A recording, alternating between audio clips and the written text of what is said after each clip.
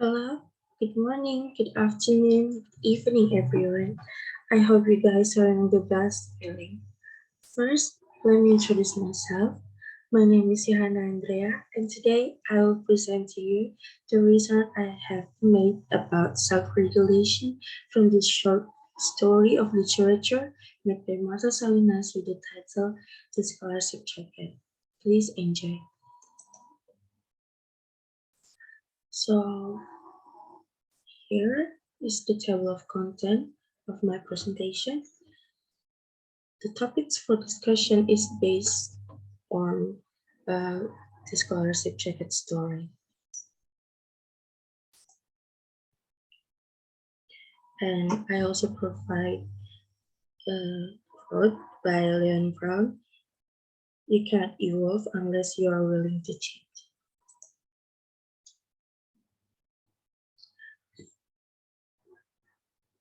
Okay, before talking about the content, I want you to know the main point of the scholarship jacket story. So please allow me to read the summary first. The scholarship jacket is about a girl named Marta who wants the scholarship jacket. The jacket is given to the student with the highest grades each year as an award for their hard work. Suddenly, the principal said that the policy has changed this year. There will be now a $15 charge for the scholarship jacket, and if she cannot pay, the next in line will get the jacket.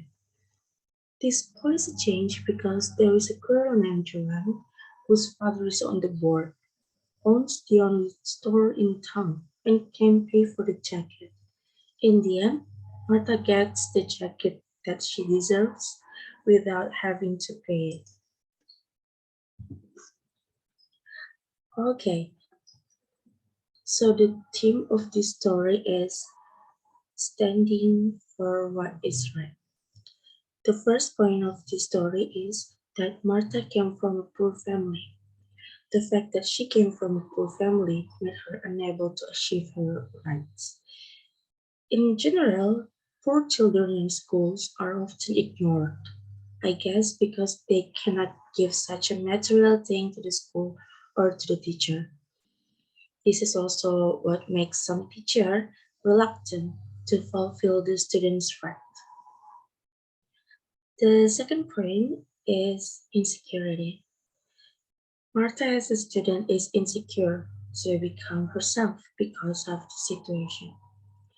And the third point, which I want to give concern to, is kids from wealthy families always come first. The girl with a rich and powerful father will get everything she wants because of money. I think this has already become a tradition for some schools to pray children who have rich families or rich parents. Okay, then let us now overview of the story through characters. First, let's learn from Mr. Smith, who refuses to cheat Martha out of her prize. We first learn of the plot against Martha when she overhears the argument between Mr. Smith and Mr. Bone. Mr. Smith is adamant in his refusal to cheat Martha out of her prize. He doesn't care who Joan's father is. He recognizes the injustice of trying to take what Martha earned because she's an easy target. Being Mexican and from a poor family, he threatens to resign over it. And the second, let's learn from the wise grandpa. He points it out to Martha by asking her the significance of the scholarship jacket. It's earned and it's given. The question isn't whether he can pay the money or not, it's whether it should be paid at all. The answer is no. Paying for the scholarship jacket goes against everything it represents. Paying for the jacket will right the wrong that is being done. And the third, let's learn from the principal who has more concern to the money than talent. Mr. Brown says John's father is on the board. owns the only store in town and that they could make some excuse. She also hears mention of her Mexican background and through to resign. He really got a head full of money. And the last letter from Marta, who never gives up on her dream. When Marta tells Grandpa she's in danger of losing her prize, she's desperately hoping that Grandpa would say that she could have the money. On the surface, this makes sense. She earns this prize and doesn't want to say it go to someone else. After the conversation with Grandpa, she knows that Grandpa is right, but she's still angry and sad. But she understands that paying for something that's been earned doesn't make sense. I also want to give you some example from real life that really happened. I took these examples from my experience in school. The first example goes to parents who bribed the teacher to pass the school entrance test. When I was about to enter the senior high school, one of my friends told me that he just got accepted to the most favored school in the city by bribing the headmaster. And the next example is giving victory in the contest to one of the students just because the student is part of the teacher's family.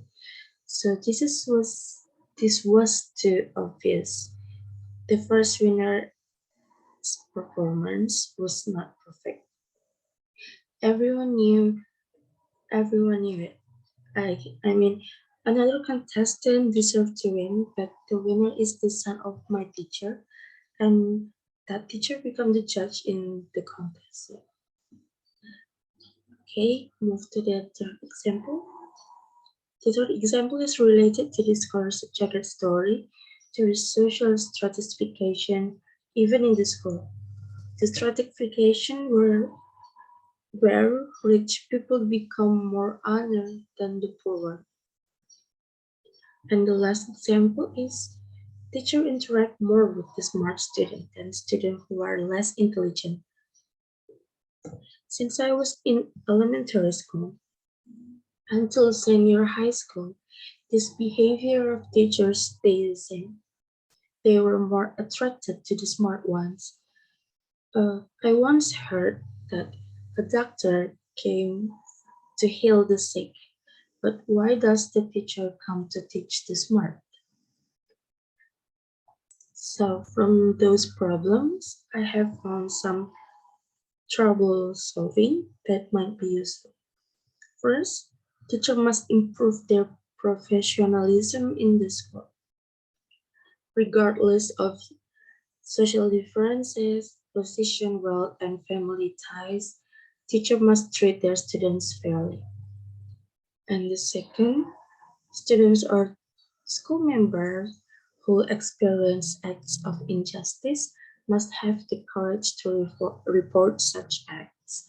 Usually, the victims will report the acts of injustice, but if there is no report, there will be no change. So you have to report any act of injustice. And the last is school rules must be made by mutual consent of school members. School members have to know if there's any change to the school's policy, so there will be no understanding. Okay, now we have more value here.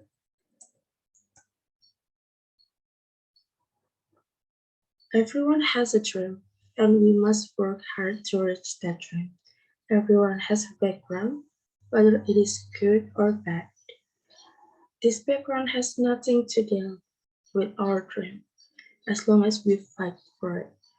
As a human, we have to respect each other. There's a balance among us. No matter how much money or power do we have, we are still the same as a human. A school is a place for the student to develop. The teacher has to treat students equally, so they will not be afraid to show their talent.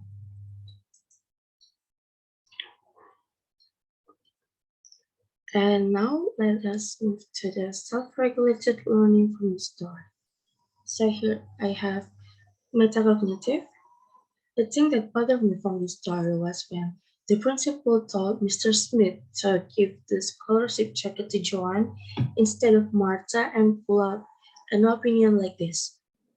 Look, John's father is not only on the board, but he also owns this only store in town.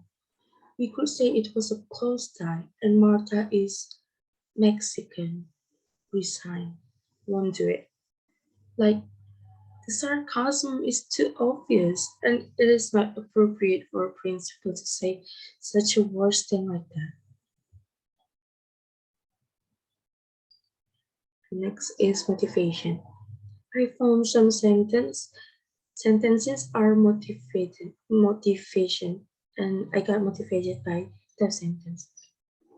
Where Marta said, my older sister Rosie had won the jacket a few years back, and I fully expected to also. Somehow, between siblings, there is a high sense of competition. And the dialogue when Martha said, this one, the scholarship jacket was our only change, is also motivating people to try their best for their last change, whatever it is. And we also have behavior here. When Martha said, I was angry with grandfather even though I knew he was right. I know right away that is a bad behavior. Teenagers often get angry easily at anything, even though it is the right thing. Besides, there's a moment when she said, Grandpa didn't say anything. He just gave me a pat on the shoulder and a smile. This is obviously our grandfather's loving act and behavior to their grandchildren.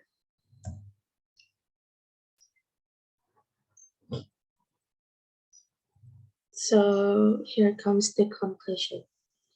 I remember the day when I was in elementary school. I registered for the dance club and was not accepted because my skin was tan and not as pretty as the other club members. I cried, but I didn't tell my mother, so I held those insecurities all day, all alone. And in the scholarship jacket story, Martha gets advice from her grandparents. That advice could solve her problem. From these two stories, my experience and the scholarship jacket story, I can conclude that children need some advice that can help them solve their problem. Marta was only 14 when she had to face her problem. I bet she didn't understand anything about the cheat that her principal had made on her.